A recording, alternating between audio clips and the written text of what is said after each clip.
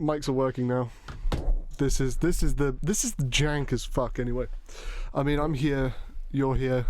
Finally. We're in a room, thank God. I mean, fucking hell. We've just sorry for being late, right? But that's not our fault. Yeah, that was the worst. Certainly not my fault. I'm not ruling out Dichhen's culpability in all this. Maybe he's just a bad luck charm. But what, as we're getting going here, why don't you introduce yourself 30 minutes after we were supposed to do this?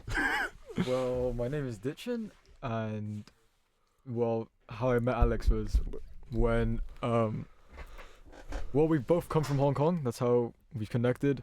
Yeah. I mean, we sat together in an accounting seminar, which is the most Hong Kong sounding thing ever. Yeah, exactly. Like I was like most out of luck because that was an elective for me. The only more Hong Kong way that we could meet is if we're both sat on a minibus shitting ourselves at the quality of driving. Yeah, that's true. Yeah, that's one thing about Hong Kong. Can't trust a minibus driver. I'm a big bus man. But even then, I don't really like buses in general. I'm a train guy. Yeah, the MTR is peak. But even when it applies to like other countries, I avoid taking the bus. 100%. Like if it's anything, like even when I'm in London, right? If it's anything, if a journey is, if I can get there in 30 minutes or less by walking, I'm walking. I'm not taking the bus. If there's the tube, I might just take that. But in general, buses can fuck off. I hate them. There have been genuine times in which like once or twice I've been in town or I've been on campus and I've been like, okay, how do I get either in town from campus or back to campus from town? And I'll just walk. I genuinely hate buses that much. That takes about an hour? It's an hour and 45 from the beach to the university campus. God, take the train, it takes 10 minutes. Yeah, but like past a certain time of night, right? Like we're talking 2-3 in the morning, maybe even midnight. Yeah. But even then, it's sort of like, it's like £3.50 for like a train one way. And at a certain point, you know, I like to walk. I like to take in the really shitty sights of Bolscombe and other. What's an alternative way to? And just other sort of rundown places. It's the sort of area in between, like the centre of town of Brighton is nice. Yeah, that's true. Then the university campus, the architecture kind of sucks. Then everything in between, then it sort of feels like I'm walking through a Resident Evil game. It's sort of like, how many different crackheads can I see, and how many different funeral homes and crematoriums do you need on one street? According to one particular street in Moulsecoombe, the answer is 3. Be counting. I was counting. Yeah, it's weird, and they take up a lot of real estate. Like you'll have like you'll be walking down the street and there's like a what appears to be like a 10-minute long driveway just to get to these funeral homes, and it's not even a cemetery, just the funeral home. You don't even need all that much. Well, yeah, it is very peaceful and very calming just walking in the night at 3 in the morning. It's very but between 11 and 1 it isn't. 11 and 1 is when the crackheads come out. Okay, I'll keep that in mind when I'm walking at around 1 in the morning. Yeah, do you do a lot of walking at 1 in the morning? Not as much as I hope to do. Yeah, same here.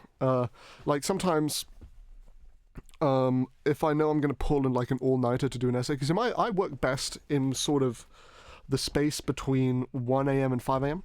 That's sort of peak productivity time for me.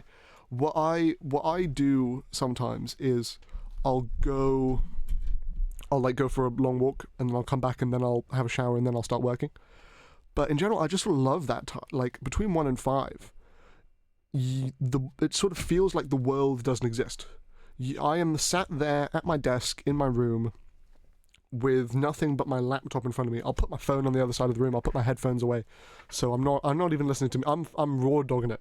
I am not even listening to music. I've not got like some doom scrolling like some people when they study they do like the fucking what's the Subway Surfers at the bottom? Like some. I know a guy who one time in a lecture he pulled up Family Guy funny moments on his phone. No audio, and he didn't. But the thing is, with this guy, right? He doesn't need the audio. He doesn't even need subtitles. He has seen all of these clips so many times that when all he needs to do is look at the animation and he knows what the joke is, and it still makes him laugh. The Family Guy is not even that good of a show. In my opinion at least, it's kind of bad. To be honest, I haven't watched it myself. I've seen so- one episode, and that's my judgment. It's great for clips Yeah, very. because the whole thing is just the only good jokes are like the cutaways. But if you try and sequence that into an actual episode, it fucking sucks. I see it.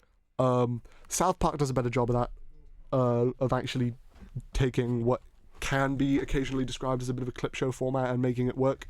But then they started to getting in over their heads with trying to make everything serialized, trying to make the episodes actually flow into each other, which just doesn't work. The Simpsons don't do, like, there's a reason why no animated show actually does that. At least that, except for like kids shows like Adventure Time. But that's sort of a kids. There's a difference between like a kids animated show and an adult animated show. I see. Yeah. I mean, but you're big into this sort of stuff. Yeah, well, not necessarily 100%. kids shows. Not kids shows. Not kids, but there are. the media. Considering very you study film. Yeah, I do study film. It's what I am doing in uni. I am studying filmmaking, and it's pretty much a big part of my life. I mean, to be honest, I don't watch films that much as I used to. Same. But I do watch TV shows. That's Oh yeah. That's pretty much my whole life watching TV shows. For me, I sort of alternate between I'll have a stretch where I'll just binge an entire show, or I'll binge 2 or 3 shows in a row, and then I'll go into a period of like watching YouTube, and then a different period of just watching films. I've got a Letterboxd account because I'm a Me too. fucking proper nerd on films and shit. As much as I hate the average Letterboxd user, it is just a useful tool Yeah, it's very to useful. keep track of like what movies I have watched, what movies I want to watch. I used to have a Google spreadsheet to keep track of what films I'd watched, and whenever I watched a film, I was ranking these movies. See, I would just be like, that was kind of good, but I like this one, and I would physically move all of the data cells like one space down, and then insert this other film into it, and that was not the best system. But now I've got a Letterboxd account, and according to that, I've seen 1,157 films. bro, what? But I'd say 50 of those are like TV shows that for some reason Letterboxd lists, like Chernobyl. Oh yeah. But yeah, basically I've seen over 1,000 movies. That's way more than mine. My letterbox is like 500, and I'm a apparent film enthusiast. Well, to be fair, at one point I did spend like a few hours just going through every single film on Letterboxd and like seeing like, yep, I watched that ages ago.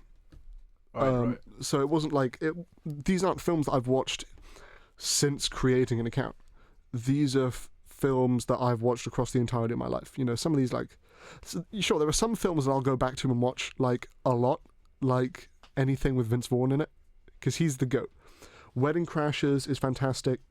What's it? Dodgeball is great. Old School. He's in. What's the news one? Anchorman. Oh, thank God. So for context on why we're late, right? The studio door is fucked.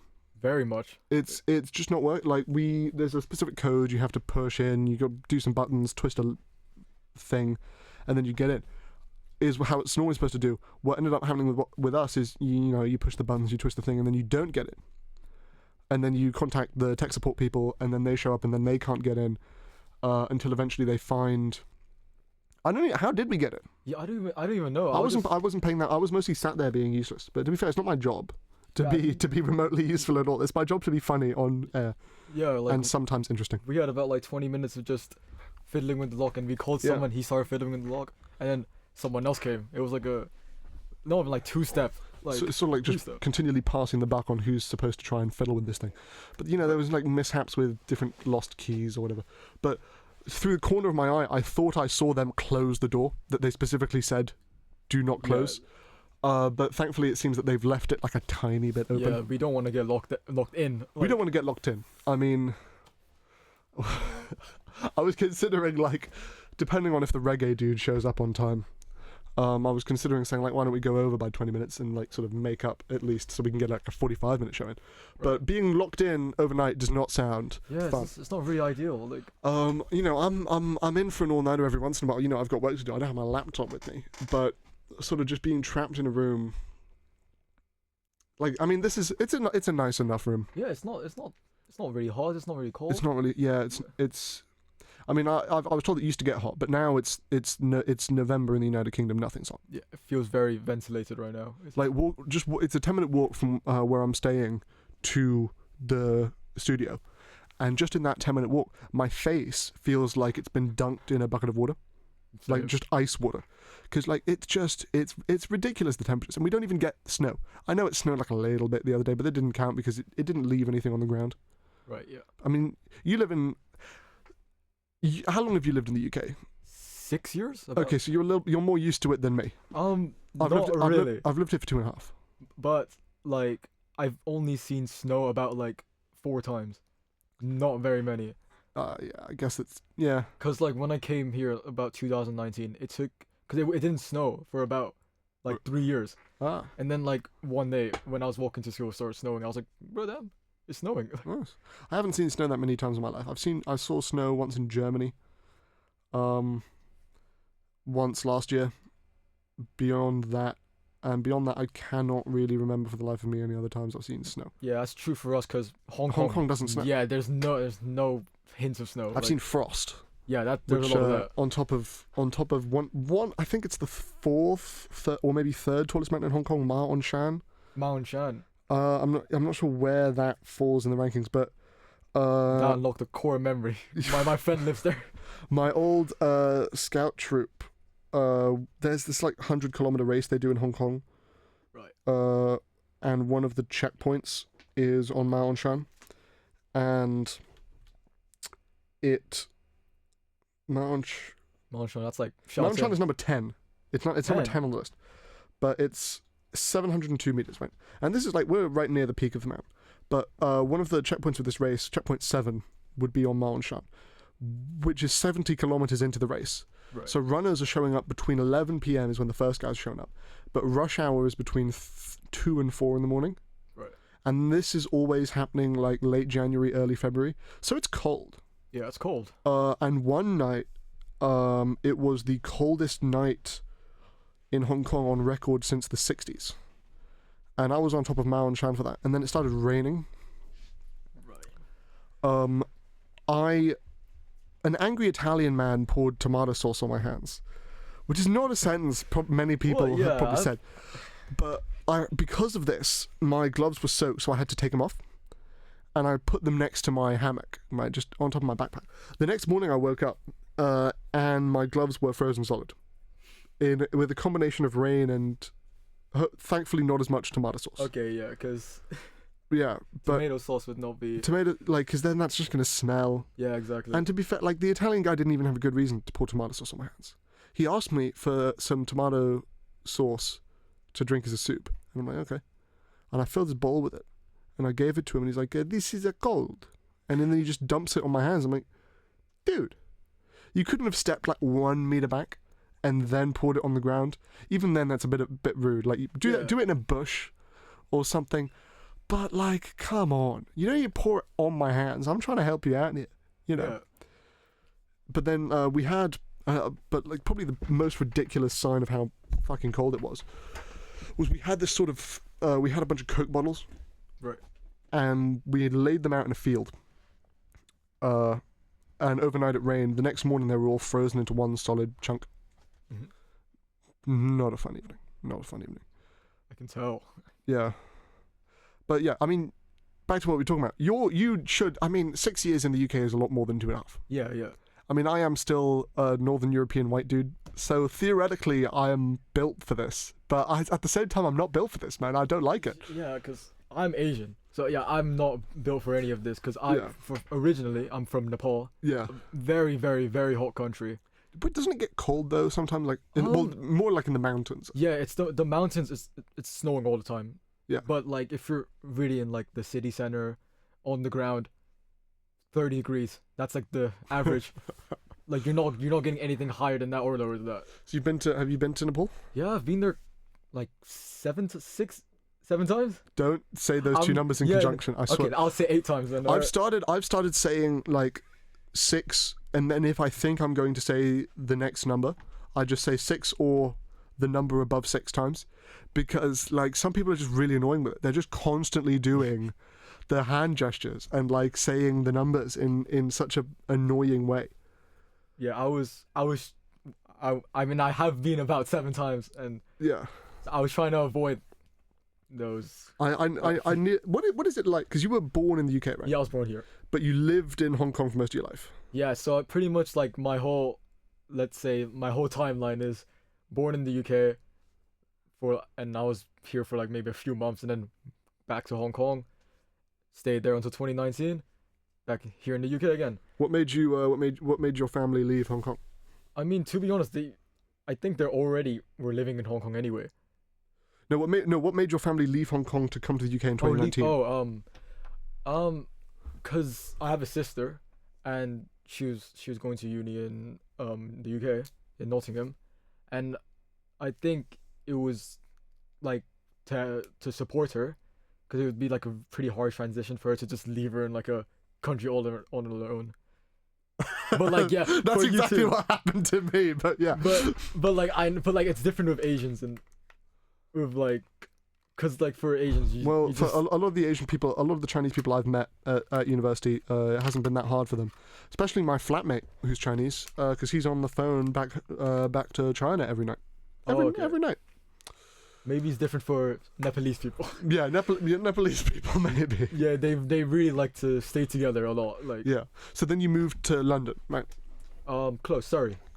Okay. Yeah, Surrey. When I first came to the UK and I was like sort of meeting people, everybody was like, "Oh, are you from Surrey?" And I'm like, "What is that?" I had to keep googling what Surrey was, because I'm not from the UK. It's pretty much. It's London. like it's southwest of London. Yeah, it's like. If someone doesn't know where Surrey is, I'm gonna say London. Yeah, it's the same thing. Yeah, like for me, like people would hear because my accent is British. But like I don't understand how your accent is British. Mine's like more American. My accent, I used to have an American accent. I'm guessing when you're in Hong Kong. When I was a kid, no, when I was just a kid. Oh, okay. Then I got a British accent. Okay. But now every month, surprisingly, since moving to the UK, I have more moments in which my accent sort of goes American for a bit, or really? I find myself, there are certain words that I find myself saying with an American intonation, really? Which did not happen when I was in Hong Kong. It's only since I've moved to the UK that started happening, which is really weird, because you'd think that I'd sound like even more of a posh guy. Yeah, that's for me. When I came here, I sounded like a hillbilly. Like I sounded like pure American, like, and I think I still do, but like, yeah.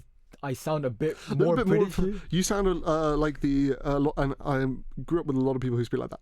Is the sort of stereotypical international school accent where you can't place it. Yeah, exactly. It's like a mixture of like a lot of accents, because in an international school, it's straight just countries everywhere, like from people from different places. Yeah, like in my international school, I went to a German international school, but I was in the international stream, so I was like the only German kid that didn't have German as their native language. So I was like, with the last name Muller, and I was in the third highest German class out of 5. Okay. So like, there were Chinese kids in my school learning German at the same time as me, and they were better than me at it, which is humiliating, right?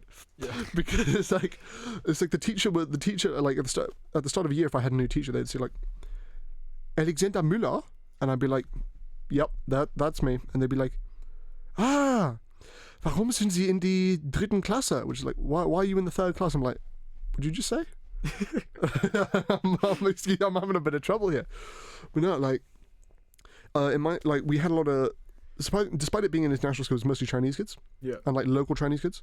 There were a couple of Americans. There was one British guy, and then me, and then an Australian. Okay. So it's mostly people with English as their second language. All right. Because they speak Cantonese. But then sort of having that mix of British and American cultural influences in terms of the media you consume, that does it. Like, so I used to watch a lot of like American YouTubers, and sort of I picked that up. Then I started watching more British YouTubers, like I don't. It's embarrassing as hell, but the Sidemen. Would you like every 13-year-old? You know the Sidemen like they're like not well known. Everybody knows. No, it's embarrassing to say that my accent partially comes from that. But like, that's because that it's just kind of. But like, because like a lot of people watch them. Like, yeah. You're obviously gonna get like influenced by them. Yeah. You look up to them. You're gonna get influenced. Yeah. But in my entire life as well, my mum was pushing me to try and get a British accent, because my mum has a British accent. As well. I mean, your parents, what sort of accent do they have? Like a Nepalese accent, or? To be honest, I don't even know what kind of accent they have. My dad has like some like it doesn't sound English at all. Like my sister, she has an American accent, like a very thick American accent, but like it sounds a bit more British now, because she's obviously lived there. Yeah. And like my mom, to be honest, I don't even know either. But like she sounds more like she knows how to speak because she can. Like Yeah. So I mean, so English is your first language, right? yeah, English is my first language. But you know Nepali? Yes. Nepalese? What's the name of the language? It's like Nepali. Okay. Nepali, but like no one actually says it like that. Everyone just says Nepalese. But like if you're in I know Nepal, Nepalese is the demonym. yeah. But Nepali. Nepali is the language. That's the language, yeah. Okay. And to be honest, that's what they call the people as well. If you're in Nepal. Oh, okay. But like I feel like I'm like if I've grown up with Nepalese people, I can definitely speak Nepalese. But like all of my family think I can't. But Yeah. like that doesn't really make any sense because I can literally understand every single word they're saying. and like what can I not like repeat what they're saying? Like I'm not good, Yeah. but like I can get around. Me too. For me in Germany, it's the same thing. I can get around unless I am in unless I'm in Switzerland. I can understand people German perfectly fine, or unless I'm in slightly more rural parts of. Actually, no, in Bavaria I'm fine. Right. Oh no. I was thinking of a time that I was in Bavaria and I was able to perfectly understand people, but then thinking about it, the people I was talking to would not consider themselves Bavarian. They would consider themselves Franconian, which is sort of like Yorkshire versus England. Okay. But no, like Southern German, I can't understand the accent so much, especially the Swiss. Yeah, but like in Switzerland, because I have a Swiss friend. Yeah. He speaks Swiss German. But Yeah, like that is. I don't understand like what Swiss is like how.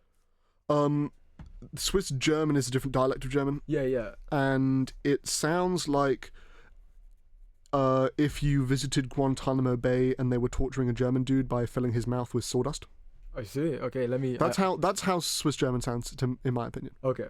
That's a very vivid description, but in general, it's just everything is slurred, everything is fast. If you speak standardized German, you can't really get to grips with any of it. Yeah, because like he speaks Swiss German pretty well. I don't think he's fluent, but he speaks it pretty well. And then when someone speaks German to him, he doesn't really understand it. Yeah. Perfectly, but like he understands. But German is sort of one of those of the European languages. German is the one that sort of has the most breadth in terms of dialects. Yeah. Italian used to have it the same way, but then there was sort of a proper campaign to centralize the Italian language where there wasn't as much in German, but also because there were because everybody that speaks Italian is in Italy. Yeah. Right. Well, in Europe at least, right? You got a lot of Italian Americans, right?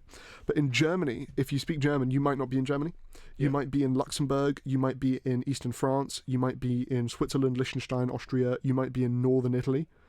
Formerly, you might have been in Denmark, or Poland, or Lithuania, or a lot of people in the Czech Republic, and now also there's Belgium, right? But because there's sort of this. There's 5 different German-speaking countries, plus the border communities in Belgium, France, and Italy. Yeah. It's much more difficult for any particular government to try and standardize things. Yeah. The German government has tried to standardize things by getting rid of like certain complicated letters and replacing them with like normal Latin alphabet stuff. But when you have the influence of the differing governments that speak the same language, it's difficult to bring everything together. And so the sort of border provinces like Bavaria or Baden-Württemberg will have a lot more cultural ties to the neighboring countries than they will to, say, Berlin. Yeah. Which is a good thing because Berlin sucks. Well, yeah, that is a big thing with dialects. Like, with German, like, everyone can speak a little bit of German, everyone can speak back and forth if you know a certain dialect, right? Yeah. That's the same thing with Spanish. Like, there's, goddamn, I don't know how many dialects in South America in Spanish, right? Like, I'm learning Spanish. I've been learning for about 2 years, and I don't think I'm as good as I anticipate, because I did go to Spain last year. Which part of Spain did you visit? Madrid, obviously. Okay. Yeah, if you had you said Barcelona, then obviously they've got their own thing. Yeah, they've got on. like Catalonian stuff like that, like. Yeah, Catalan. Yeah, and Catalan. then even then, I think they've got their own dialect of Spanish at the same time as well. Yeah, exactly. But yeah, when I went to Madrid, I was able to. I mean, when they were speaking to me, they speak very, very quickly, and like, I'm just like.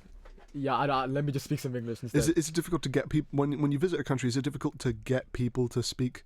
Because looking at you, you wouldn't anticipate that you speak Spanish. Nah, I mean, to be honest, when I was in Spain, like it's very diverse. Like Yeah.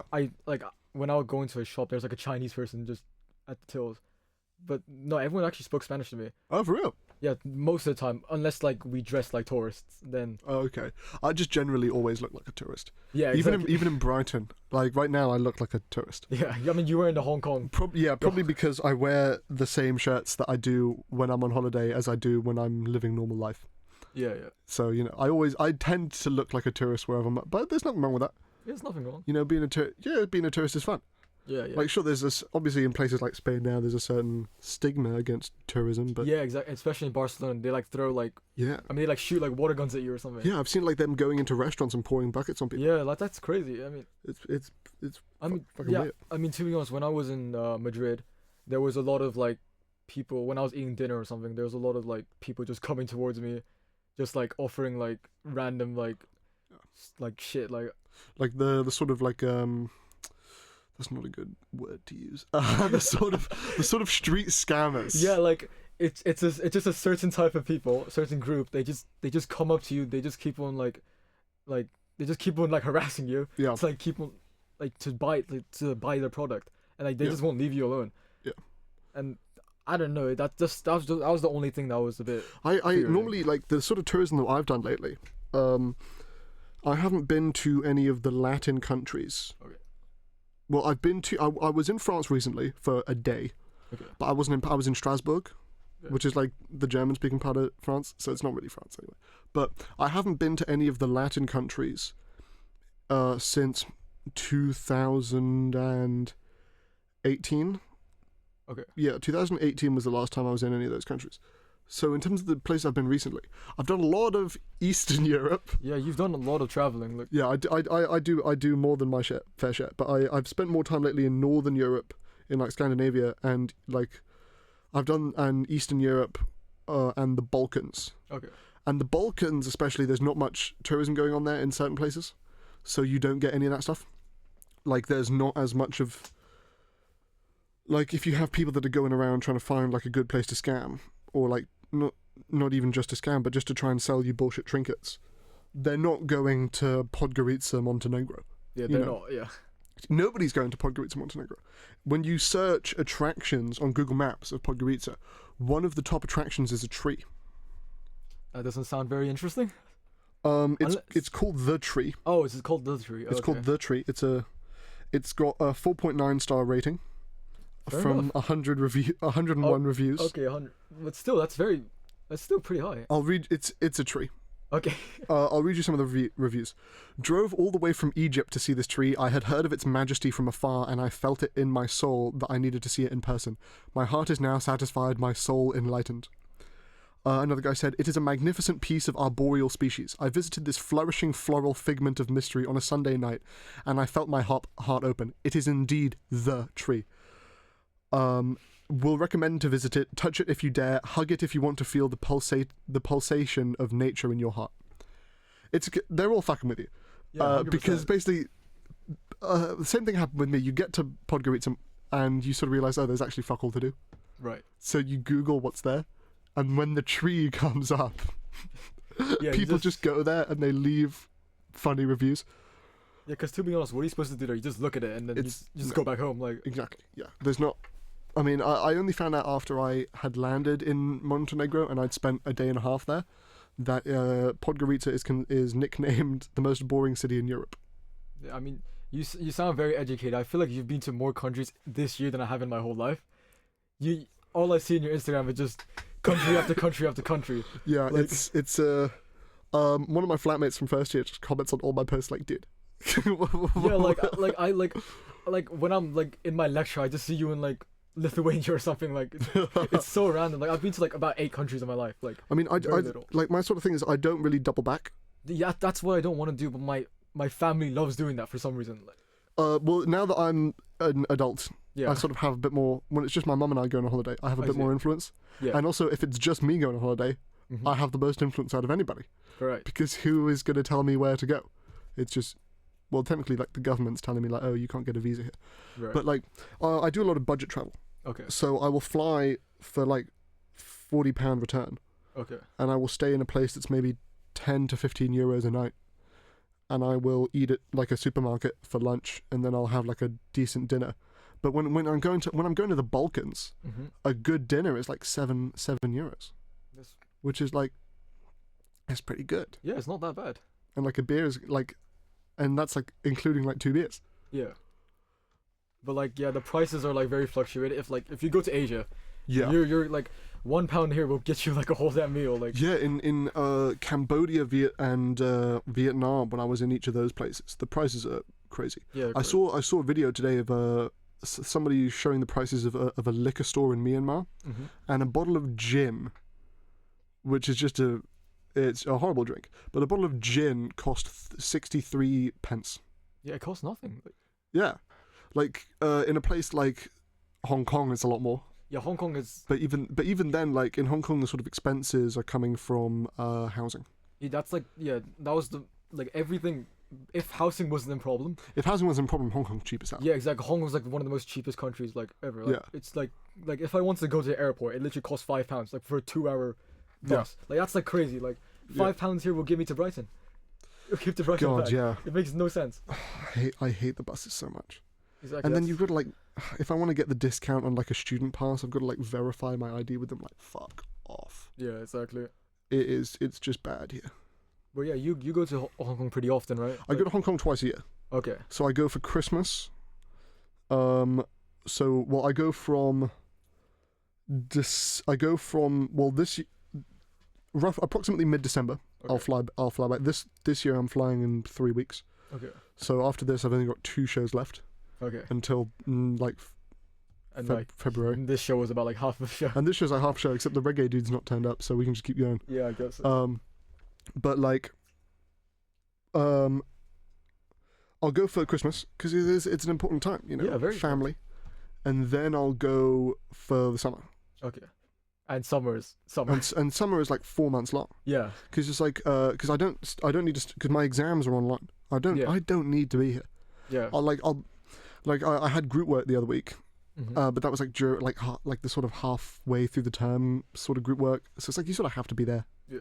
For that, you know. But like as soon as lectures are done, I'm flying out the next day, or the day after that. Yeah, that's what I would do if I lived in Hong Kong. Yeah. Like I've not like since coming to the UK, I've been to Hong Kong once, Oh. and that was start of the year, and I This year? yeah, this year, Yeah. like literally like the start of January, and I was there for 3 weeks, and Nice. like I don't even know why it went. It was just there to chill because my dad still lives there Oh. Okay. because he still works there, and like Yeah. his job's pretty good there. Mm. So then yeah, we I mean, went to visit. way better opportunities over there than there were. Yeah, here. he's working there. He's been working there for like 20 years, 25 years. Yeah. So when you've got your sort of roots down in an industry, then Yeah, exactly. It's like, yeah. So what's the point of coming here, right? yeah. But yeah, that. To be honest, that was like my top 3 like best holidays because it was just so nostalgic. Yeah, Just dude. Going to Hong Kong, like eating the siu mai, eating the fish balls, well the tattoo band, everything. It was. Oh, dude, chassis is the greatest. It was like the thing. Oh my god, like. Yeah. So yeah, so when someone does ask me, "Oh, where you from?" I say Hong Kong, but like. Yeah. I say when I'm in the UK, I'll say Hong Kong. Yeah. When I am in Hong Kong, I will normally say I'm German. Yeah, exactly. That's the same thing with me. I'll be Because like, I'm from Nepal. Yeah. If it's like yeah, I'm from Hong Kong, but it's like it's kind of not really what they're asking me. Exactly. If I say I'm from Hong Kong, they'll be like, I'm not too sure. You're It's like I'm like yeah, sure, you might have been born and raised here, but like I'm trying to get it where like your family's from. I'm like, yeah, okay, yeah, exactly. In that case, I'm German, right? And if I'm on holiday, then I will say I'm German. Okay. Because sometimes I just can't be bothered because it turns into a whole conversation. And I'm just trying to be a tourist. I'm trying to see the sights. And then somebody's like, oh my God, you're from Hong Kong? Dude, that is so cool. And I'm like, yeah, I know it's cool. But I can't be asked to explain this right now. But also like when I'm on holiday in a European Union country, being German actually has its perks. Yeah. Like a lot of places they'll offer like discounts Mhm. for like entry to museums for EU citizens. Yeah. One time I remember I was in Budapest, Hungary, and my mum and I were at the Parliament building, and the sort of ticket person was like, "Hey, what country are you from?" And my mum was like, "Oh, we're from Hong Kong," and the ticket person was like, "Ah, okay." And I was like, and I was pointing because on the desk it said 50% discount for EU citizens. I'm like, "Mum, we're German. Look at the," and she's like, "Oh yeah, no, we're German actually." And she's like, "Okay, yes, now I give you the discount." Yeah, that was one thing when I was in Nepal. There's like this like also like a museum. It's like kind of like a temple you can go to, and like it's free for Nepalese people. Is he here? I don't know. Okay, I'll just carry on. But Oh no, those are still the door guys. okay, yeah, but like there's like this temple, and like it's free for Nepalese people, Yeah. and like it's like 1,000 rupiah, Nepalese rupiah, which is like about like £10 here. Okay. And like they asked us in Nepalese, oh, are you from Nepal? We're like, yeah, what do we look like, Yeah. right? And then they looked at my sister and they're like, she doesn't look Nepalese. We're like, what do you mean? She's with us. And you're like, oh, we're like, oh, where do you think she's from? She's from Thailand. I'm like, bro, what are you talking about? I'm like, and they're like, okay, speak Nepalese. We asked my sister, speak Nepalese then, and then she locked in. And then they're like, okay, you know what? Yeah, she's probably Nepalese. But yeah, there's a big perk for just traveling to your own country because you would just get lots of discounts. When I was in Greece back in May, I was like, the most budget trip. I had a budget of, for a week away, I had a budget of like £100. Okay. Which is good. You know, £100 is £100. But it's like when you're in Greece, you know, there's a lot of good food you want to try when you're out there, right? And I was so pleased when I got there and I realized that all of the museums were free for EU citizens, and I would like bring, and I would just happen to keep my passport on my person. Okay. Or I would just have like a thing on my phone.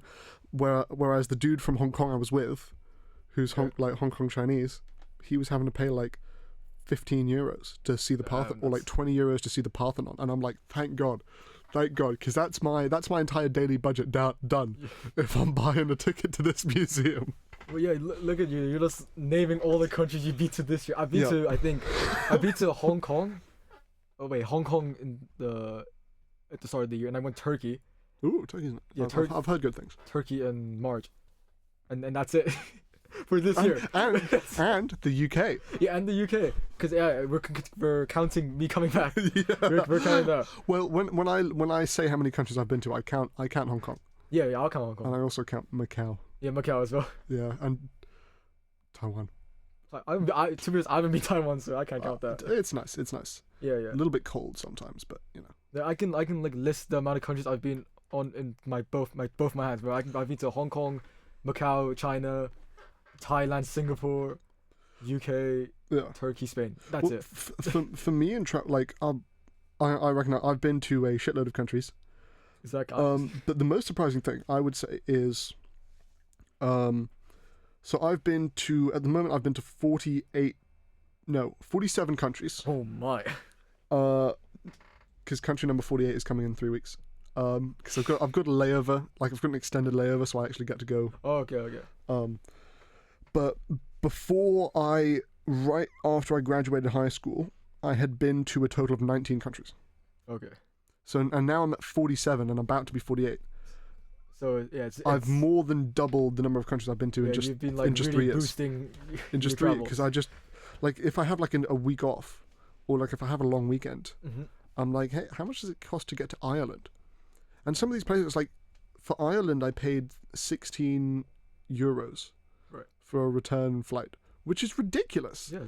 And what other continent in the world can you get a €16 flight anyway? I don't think you could get a €16 flight from Hong Kong to Guangzhou. Yeah, that's like not possible. Yeah. Although for some reason there's a weird quirk where if you're buying flights from, it's cheaper to buy, like if you're going from Hong Kong to Australia, it's cheaper to buy flights from Guangzhou with a layover in Hong Kong. Yeah, exactly. To go to Australia than it is to go on just the flight from Hong Kong to Australia. Yeah, this doesn't make any sense, but. Yeah, I guess it's sort of like you're paying a little bit less because of the convenience. I see. Or like because of the inconvenience of having to do a layover. But then it's sort of like, you know, I don't know. I think that's still the door guy. Okay. We're still on air. We're still on. Yeah. You know, yeah. We gotta make up for lost. Let's talk about the main reason I asked you on, which was you're a film student. Yes, that's true. How does that happen? How does that? Because normally, like when you grow up in Asia, it's a lot more conservative. It's a lot more get a good job. Yeah. And those sort of creative paths are not as not seen as viable. Yeah. So what made you get into the course that you're doing? And what's the official name of the course? Is it filmmaking? Filmmaking. Filmmaking. Okay. Yeah. So like, I've always liked media, film, stuff like that since I was a kid, like watching like you said, Adventure Time, regular show, stuff like that. Oh, a right? regular show was great. And like I wanted to make stuff like that, and I did. I had a YouTube channel. Oh, I had a couple myself as Yeah, well. I feel like every single kid like Oh, yeah. had like a dream and had a channel and made their own videos. Apparently, That's the important. top when they ask kids now, what do you want to be when you grow up? The top response in Europe is YouTuber. I was one of them. I said YouTuber as well. I was Who included. didn't? Who didn't? Yeah, exactly. And I mean, I didn't even. I did want to make films, right? But that wasn't really in my clear path, right? I've only just like wanted to do filmmaking around like A levels, just after I finished high school, right? Yep. But like before that, I always was interested in media and stuff like that. But yeah, I just wanted to just get into the film industry, because like it's pretty cool, right? Oh, it looks great. Yeah, because like when back in Surrey, they were actually filming a TV show, House of Dragon. Oh yeah, I've heard of that one. So yeah, it was in, because I live next to a pretty big forest, and it was pretty big productions. I saw actors and stuff like that. Oh, I think I saw Matt Smith. oh, he's the lead. He's great. Yeah, like I'm pretty sure it was him. He had blonde hair. Yeah. Long blonde hair. It had to be him, right? Yeah, that's him. Yeah. So yeah, I've always liked film, stuff like that. But like I've had other interests. Like I've loved I always wanted to be a detective as well. But I think that's I think every a kid. detective is more a thing like it's romanticized in TV shows as a Yeah. thing, but in real life that's going to be depressing Yeah, it's because all pretty- you're doing is you're solving crimes, Yeah, but to be honest, I kind of like that. and it's a bit well. And it's not really like a beat cop thing. It's like you're showing up to a gruesome murder. Because if it's a straightforward murder, you don't need a detective. You Yeah. just get the cops handle that. Mhm. You're showing up to a mostly gruesome crime scene. Yeah. You're not some guy like showing up to do an art. I've just seen a Discord ping on the laptop. They just changed the code on the door lock. But yeah, so like you're not the guy being tasked with like figuring out the Louvre Yeah. heist. You're the guy figuring out with why is this dude dead in a motel room? I see. Yeah, And it's sort of like it's not that romantic of a job. but like I feel like that's like it feels kind of like it's like justice, right? You want to like get to the bottom of a crime and you want to put criminals in prison. That's why I feel like I'm more helping people. Yeah, That's yeah, what I can feel see like. that.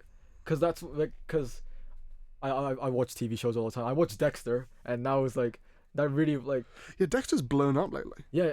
That's why I watched it. I watched it. I remember that as like the show my mum used to watch in the mornings. I'd never heard of it, and I saw like TikToks, and I was like, this looks kind of interesting. Watched it. I loved it. To be Like, fair, it is a decent premise, it's so good. Like but it sort of gets into. I've heard the ending is bad. so bad, so bad. Well, I know what the ending is. I'm not going to spoil it on the air. But yeah, it just everything about Dexter feels like it's the perfect show for YouTube Shorts, Yeah. but not necessarily to properly watch it. Yeah. It feels like Like live action Family Guy. yeah. The Dexter, it feels too like it doesn't. It feels too perfect. It feels too real. Like Yeah. it doesn't feel like real. Yeah, Like, especially considering like Dexter sort of sits there for like 30 seconds. Is like It's like he sort of just like pauses he just looks at in order to think, and it's like at some point somebody would call out the dude based on the fact that he just sat there like sort of staring at them, like wiggling his eyes for 45 Yeah, seconds, exactly like clearly thinking about something. yeah, exactly like he's like committing all these murders and no one's caught on. Like it's like, Yeah, but like, I mean, maybe that's happened. It probably has happened in real life. yeah, like maybe in the 60s. Yeah, maybe in the 60s. Probably Because not sort now. of crime is there's no it doesn't seem like we get serial killers. Yeah, there's not. Because forensics are just at a certain level. There's security cameras everywhere. Yeah, Like sure, there's like serial killers in like other countries, yeah. like maybe in Latin America, but actually that's more of like a gang Yeah, violence but thing. to be fair, like there's gang violence like every hour in Brazil, Yeah, and like compared to like in the UK, like you can't walk 100 meters in the UK without passing by like 4 security cameras, yeah, exactly. and like Hong Kong, you'll probably pass like 12. Yeah, Hong Kong, you're like monitored like wherever you go. I mean, dude, it's crazy showing up to the airport in Hong Kong. You only scan your boarding pass once, and that's right before you go through security. Yeah, exactly. Everything after that just scans your face, and it's like, oh, hey, I know what flight you're on, and I know exactly where you're sitting. And I'm like, I kind of don't want that. But to be honest, Hong Kong is so safe. It's safe as hell. I've had nothing happen. I'm just sort of creeped out by the airport thing. Yeah, if it wasn't for that, then If it wasn't for that, dude, it's great. I mean, it is a good airport though. yeah, it's a very nice airport. Like, One of the best. Much better than like. And again, it sounds pretentious the fact that I can name a bunch of airports that I don't like, but Athens Airport sucks. There's Stansted is not the best. Luton is not great for. But I've never flown out of there. I've only arrived in Luton. okay, That's not great. Heathrow sucks. Heathrow's not good. I don't like it. It's a horrible airport. Frankfurt is bad. Berlin is bad. Munich's good. Munich's good. Podgorica is bad. I got an extended drug swab when I was there. They just sort of I was going through security. They pulled me out of the line afterwards, and they're like, "Yeah, we need to swab your like shit for drugs." I'm like, "What?" Exactly. So like they sat me down. Then I had to take my shoes off. They ran those through the machine. They ran my bag through the machine. I had to empty my pockets again. They ran my wallet through the machine. Then they were like, "Okay, you are fine." And I'm like, "Oh, thank you." It's like, "But which flight are you on?" Oh, they're gonna watch you. And I'm like, "Which flight am I on?" It's like, "Yes, and what is your name?" And they're like, "Actually, can I see your boarding pass?" So I showed them the boarding pass. They wrote down my name. They wrote down the flight I'm on, like both the like Podgorica to Gatwick and also like the flight number. And they were like, and then they wrote down like what they were swabbing for. And I'm like, wait, the fact that you've just written all this down makes it sound like it's not fine. And he's like, "No, it's fine." They go like a PI on you. I'm like, "What? But then why do you need to write all this stuff down?" It's like, "It's protocol." And then another person immediately chimed in afterwards, like, "Yes, it's protocol."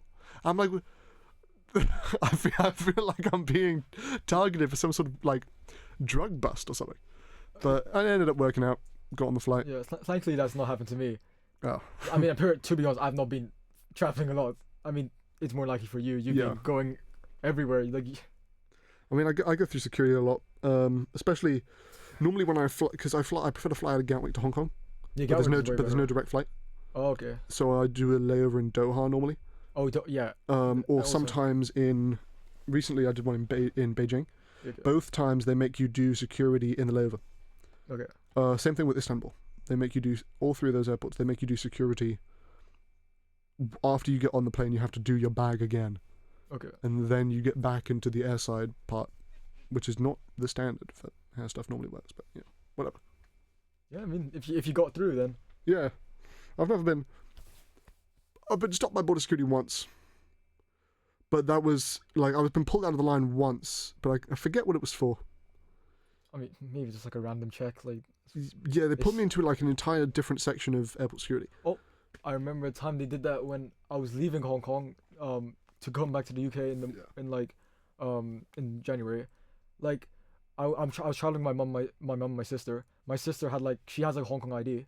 I have one as well, but it was like expired or something, Ooh. and that's why we came back. Cause like, you have to like return to Hong Kong, like after like every 3 years or something to like renew your ID. Yep. And I didn't come back for 5 years. Ooh. So like I had to like go to some like random like very secure location to like fill up some like a reason why I couldn't come back. Yep.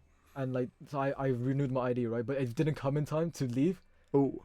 So I think my sister was fine, right? But like me and my mom weren't. So we were like literally put into like one of those like prisons. Like we were literally like in like our own section, and we were like, what's going on? Jesus. Because we didn't have IDs to leave. Yeah. Because it was all expired. But then we got it renewed. Yeah. But now it's after we came to the UK. I once tried to use my Hong Kong ID to enter Albania, because before I flew, I looked at the Wikipedia page, and it turns out that Hong Kong you can get officially you're allowed into if you are Moroccan, Kazakh, or from Hong Kong, you can get into Albania with just your national ID card. Okay. So your Hong Kong ID gets you in visa free. I turned up to the guy, handed him my Hong Kong ID. He looked at me, he sighed, and he was like, "Do you have a passport?" And I'm like, "Yeah, I have a passport." And he's like, can we just use that? And I'm like, okay. I kind of wanted the satisfaction to be able to use my Hong Kong ID somewhere else, but I feel like it was allowed, but he just couldn't be asked. Like, yeah, no, clearly he just, because I think like because he was able to just scan my passport when with the ID he would have probably go through like a dozen drop down menus and type in everything manually, or like figure out which part he's even supposed to type in. Because if you haven't seen a Hong Kong ID before, like you gotta like figure out what's the actual ID number or something like that. Yeah, exactly. You wouldn't really have a lot of Hong Kong tourists come to Albania. Yeah, they're probably. You actually get a lot of Chinese tourists. Yeah. Because Albania is one of only 6 or let's just say 6 countries that you can get into in Europe as a Chinese person without a visa. Okay. Serbia, Bosnia, Albania, Ukraine, surprisingly, Moldova, Russia. 6. Okay. Technically, also one more, which is San Marino, but that doesn't count because it's tiny and also there's no airport. Oh yeah. And there's no helipad and there's no bus. Yeah. Well, there is a bus, but it's like that doesn't count. You can't physically get to San Marino without having to go through immigration in Italy. All right. So it doesn't matter if San Marino is going to let you in. Okay. If Italy doesn't let you in. So basically, you can get into 6 different countries. All right. And so Albania, Bosnia, and Serbia. When I was there's a lot of Chinese tourists. All right. A lot in Bosnia, and it was hilarious because that's where Archduke. Have you heard of the Archduke Franz Ferdinand? Of course. That's where he was shot, right?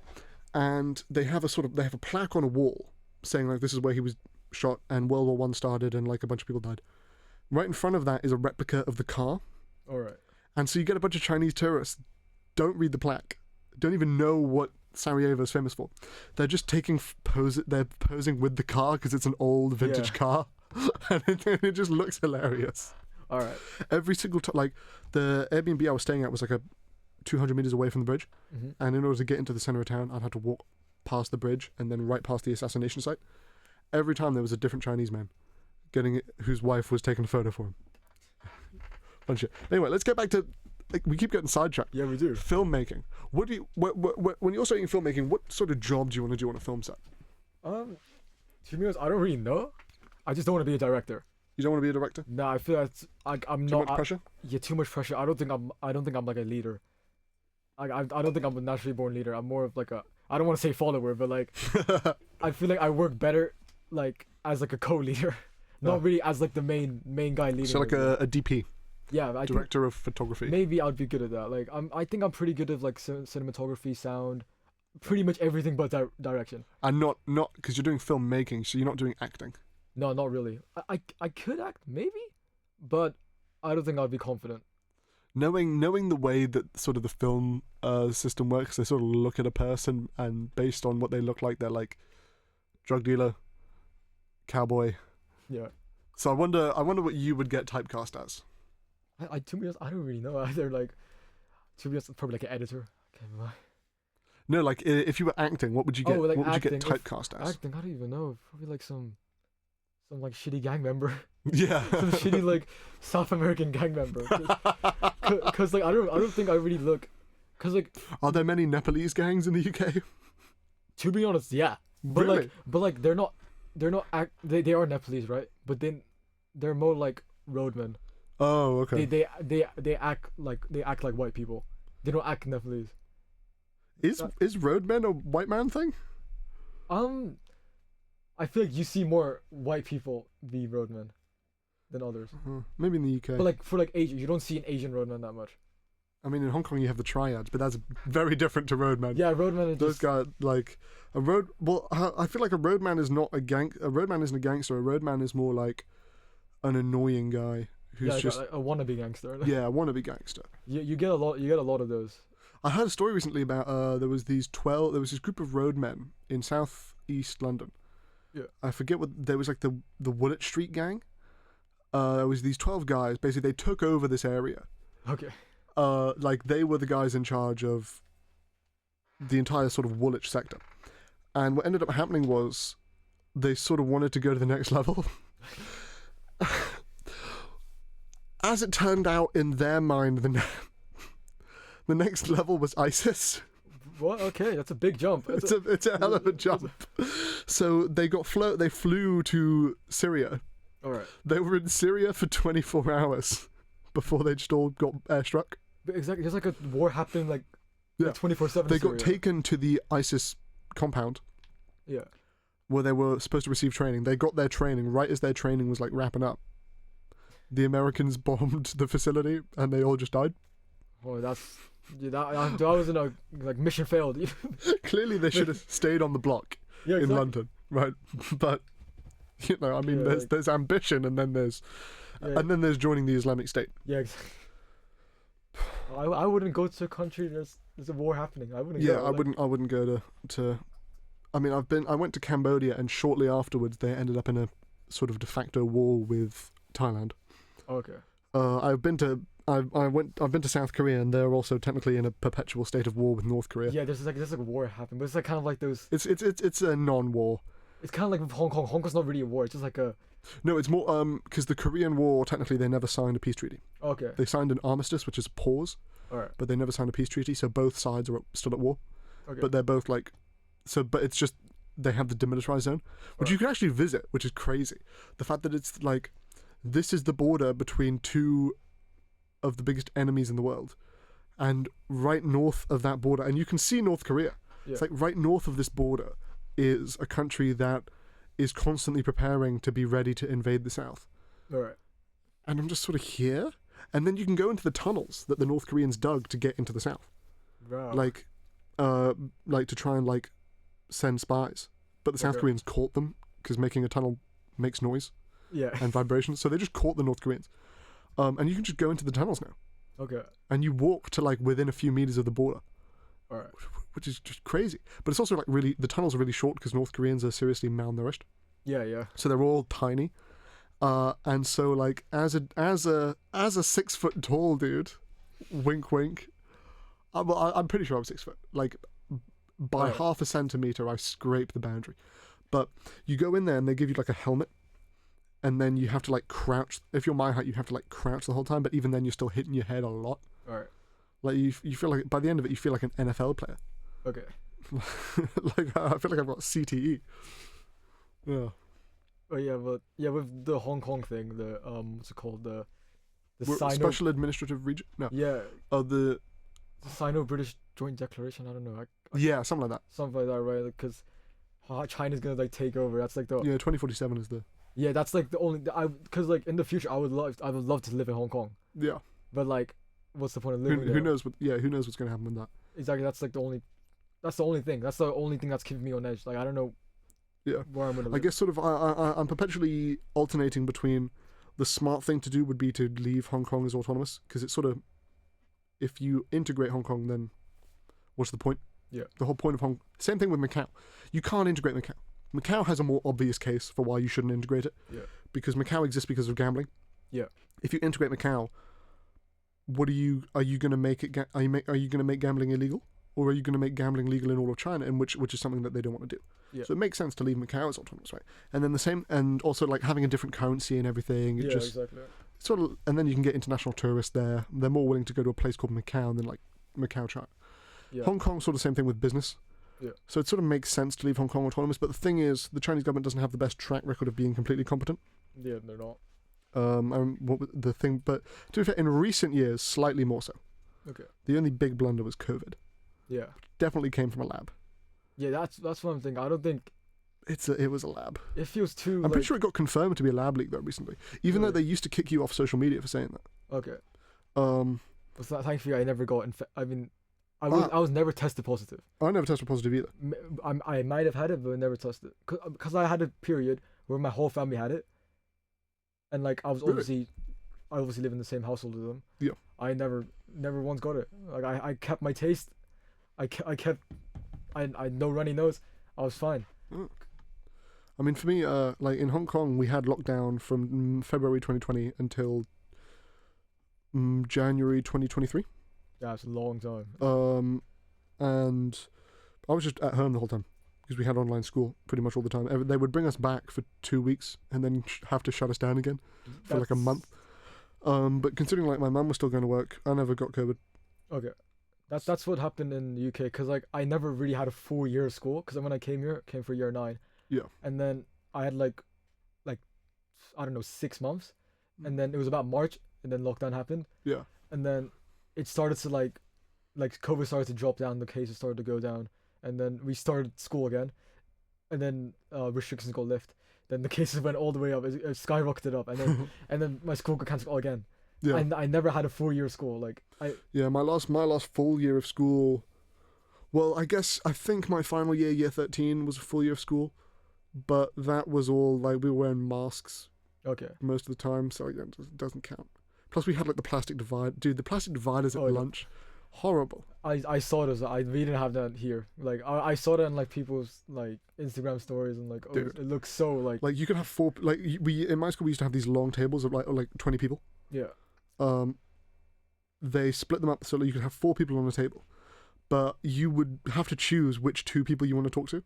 Alright. Because you could talk to the guy on your left, or you could talk to the guy on your side. You could talk to the guy across from you, but the dude diagonal, you can't hear them at all Okay. through the plastic divider, because you've got like 2 different layers. Like, so basically, you can talk to 2 people at lunch. That sounds so and then, sad. And then as soon as you're finished, you've got to put the mask on, and then they make you leave the lunchroom Alright. to go to class. Well, I'm not too sure what happened because I went to West Island in Yeah. Hong Kong. I'm not too sure what happened there, but I did see the dividers and stuff like that. Yeah. There was dividers everywhere, and my school's pretty big. It was about like 1.5k people. Oh, okay. About. Yeah, I know a lot more people. Like I met a lot of people who went to West Island. It's it's crazy. I wasn't in West Island for a long time, right? But like, obviously I went to Kennedy. So I just googled What's West that? Island school population. AI overview. West Island School in Hong Kong has a population of approximately 1,203 students. Approximately. Approximately 1,203. Why would you say approximately if you're going to give like? If Yeah. you're going to say approximately, just say 1,200. Yeah, exactly. Are those like? If you're going to say 1,203, you didn't say approximately. Yeah. Weird. But yeah, anyways, yeah, I don't know how we don't know how we have more mutual connections, because like I went to Kennedy, which is like pretty much right next to West Island, and that's what people I've- do. Have I heard of? It's- I'm sure it's- I've heard of Kennedy. It's right next to West Island School. It's literally right next to it. It's like down the hill, and like that's where everyone went. If you went to Kennedy, you'd probably go to West Island. That's how I pretty much knew. Oh, Kennedy's a everyone. primary school. It's Okay. primary, yeah. Oh, I've been to that building. You've been here, I've been, yeah. I've been to that building a few times. but yeah, that's how I knew most people. That's how I knew all my friends, because like we all Yeah. went to the same primary school. Yeah, well, for me at least, I went to the same primary school as I did secondary. Oh, okay. So most people stuck around, and the people that didn't were the ones that just moved to the UK. A lot of people moved to the UK. Yeah, same. A lot of people. I mean, I mean, including me. and Canada as well. You get a lot of people in Australia. It's just a pipe. In the mid 2010s, it just felt like there was mid to late 2010s and early 2020s. It just felt there was a constant pipeline of people leaving Hong Kong to go to either the UK, Australia, or Canada. Yeah. Not really America so much, mostly Canada. I think I did have a choice of staying in Hong Kong or going to UK, and I think I picked UK. Yeah. But I think now I'd rather stay in Hong Kong. Yeah. But like, You're it's, here it's, now. like, it's like a what if, you know what I'm saying? Like, Yeah. I'm here now, exactly. Like nothing I can change now. Yeah, I mean, I'm technically here now, but only for like 6 months of the year. Like, Okay. Thank God. I couldn't. Like, it's already at the point. I've got 18 months left in the UK, All right. and it's sort of like I'm already kind of sick of it. I've been here for 6 years, and I'm drained. Yeah, it just sucks. It's terrible here. Like Can't the lie. weather is so bad. Just the people, a lot of the people suck. Mhm. It's just so many places are just dirty. It feels like, to quote The Sopranos, it feels like I've gotten in at the end. Okay. It feels like stuff. If I was here, and even then, I remember there was when I was here in the UK in 2012 for the summer, because I've got a lot of family in the UK. The London Olympics were going on and everything. It felt there was a different air Mm-hmm. about the whole country. Now it feels like everybody hates the direction Yeah. that the country's going in, but everybody hates it for different reasons. Yeah. And so nobody can agree on how to change things. And so it's sort of just stuck in this perpetual state of bed rot. Yeah. Exactly. It doesn't go anywhere. Like Yeah. it's if it goes anywhere, it's going down. It doesn't go anywhere except like a sort of like it's like an old car Yeah. that they stopped making parts for, Right. and so you can't really maintain it, Mm-hmm. and so but it's a good car. It's a reliable car. Right. But you can tell it gets a little bit worse every day, Yeah. and it is going to hit a point eventually where you're going to want to buy a new car. Right. And right now I have only recently become a passenger in this car, Okay. and thankfully the stop that I'm getting dropped off at is soon.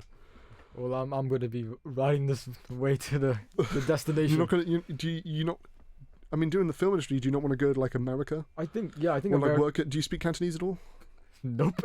Me neither. No. I know how to swear. That's it. Yeah, me too. Well, I mean, in Hong Kong, we were pretty much we had to learn Mandarin, Yeah, same. but like, and I learned. Nobody speaks. Yeah, that's exactly. I learned Mandarin for like 9 years, and I don't know anything now. Yeah, same. My Mandarin that like a couple times recently, like over the summer, I'll study for like a month to take Okay. an exam to get a certification that I'm like at this level, All right. and it only takes me like 2 weeks of learning to get back to like a decent level of Mandarin. Yeah.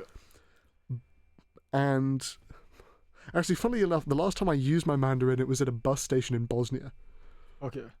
which is not a place that I imagine Mandarin gets spoken very often. But like, my Mandarin it's worse than it was when I was a kid, Yeah. Same. and it's one of those things where like, yeah, I sure it might. I see the logic in like when I was young learning it, because we don't have the same technology that we have now. Yeah. But even then, we could sort of see the signs that translation's becoming a thing. Yeah. Like I visited Japan recently, and all the store clerks will have this device around their necks, where like you'll just talk into it, Yeah. and then it translates it right then and there. It's like, and now that we've got like AI stuff with translation, like when I watch Instagram Reels every once in a while, I'll get a reel that's like auto translated, and Okay. when it first came out, it was clunky. All right. It was clunky. Like they sounded goofy as hell. But now, on YouTube, they do AI auto translation as well, Yeah. and it's getting good. And on video calls, you can get AI auto translation. So like, languages, yeah, useful to learn if you want to go somewhere. But at the same time, Yeah. I don't plan on living in mainland China. Exactly. That's why I kind of do like. It's very easy to communicate with people now because of AI translation and stuff like that. Yeah. But kind of like, I do want to learn more languages because like right now I know English, Netflix, and I'm alright at Spanish. Yeah. And like there's other languages where I just know a few words, and I do like learning languages. So like it kind of it's kind of useless. Languages has never been my thing. Okay. But how is it not your thing? You've been traveling everywhere. I feel like you pick up on it, you know? No. Or just English everywhere. Just English. Okay. Sometimes, in Eastern Europe, a lot German helps. Okay. But like But to be honest, English is like the dominant language. English, yeah, like Everybody knows English is now. the global lingua franca. Yeah, everybody knows it. Like Everybody, if you're anywhere that a tourist would be going, you're probably gonna encounter service workers going to be learning English. And if you're in more of a off the beaten path type thing, you can download a language on Google Translate on your phone. Yeah, exactly. Or even if you can't, even if it's one of those languages you can't download for some reason, like you can't download Serbian, but you can download Bosnian for some reason. Okay. So when I was in Serbia, I was translating into Bosnian because it's the same language, but they just don't admit it. But like if you're in more off the beaten path place, you can just like you've got Google Lens now, which will take a photo of it and translate text. I was using that a lot in the Balkans. Like in Albania, Montenegro, in Albania and Montenegro, where there's a lot less stuff translated into English, right. I take a photo of the menu in the restaurant. Okay. Or I'll just translate something and hold it up to someone, and they'll be like, and then they'll type it in, and I know something was going on. Right. Yeah. I mean, if you're in Europe, pretty much everybody knows English. When you're in Europe, it's more. I mean, North America, everybody knows English. It's more like if you're in like the depths of Asia. Yeah. Depths of Asia, maybe South America, Africa. I feel like everybody knows. But even then, like, well, it depends on I guess what you'd consider the depths of Asia. Like when I was in Cambodia, I was only in Phnom Penh and Siem Reap, which are the two major cities, and because like a massive percentage of the Cambodian economy is based around tourism, especially in Siem Reap, everybody was learning English. Okay. Like people with market stalls were speaking English. Yeah. Because you sort of need it. Yeah. For the economy. A place like Japan, a lot fewer people speak English. Surprisingly, considering it's one of the better educated places in the world, they're just not big on learning other languages there. But even then, it's like when the technology is so good, both on my side and on their side, we know we can communicate. Yeah, it's like you'll know what they're saying. Like Yeah, if they you like even if they don't know English, people like know like the basics, like yeah. no, hello, like stuff like that. And it's not quite in Asia, but I guess one place you do need a good translation is Australia, because fuck me, those accents are thick sometimes. Oh, see. Yeah, but no, like most of Asia, especially the tourism economies, people are learning English. It's easy to get around. Yeah, but anyway, I think we made up for the fact that we started late. Who knows where the reggae guy was? Yeah, I felt like I've There's heard him come in. But no, it turned out to be. It looked like it was just the same two guys because they changed the lock on the door. Okay. Thankfully, but like, I mean, normally there's a guy before me and there's a guy after me, but the guy before me doesn't exist. He's not a real person. And the guy after And you. the guy after me, he normally turns up. Okay. A little bit, like maybe 5 minutes late. All right. But today he just didn't turn up. But thank you everybody for listening. Good for us. I doubt many people were listening, considering I posted on the Instagram story like God knows what's happening, and we did start like 30 minutes late. But I normally don't actually get many listens anyway. Okay. I get a lot of views on the YouTube channel though. I see it. Because like, dude, it's 7 p.m. on a Sunday. People have like better shit going on. Yeah. But the YouTube one, when I upload the recording, like anybody can tune in whenever they want. All right. But yeah, so we'll sign out. All right. Thank you for coming on. Thank you for having me. It was a pleasure.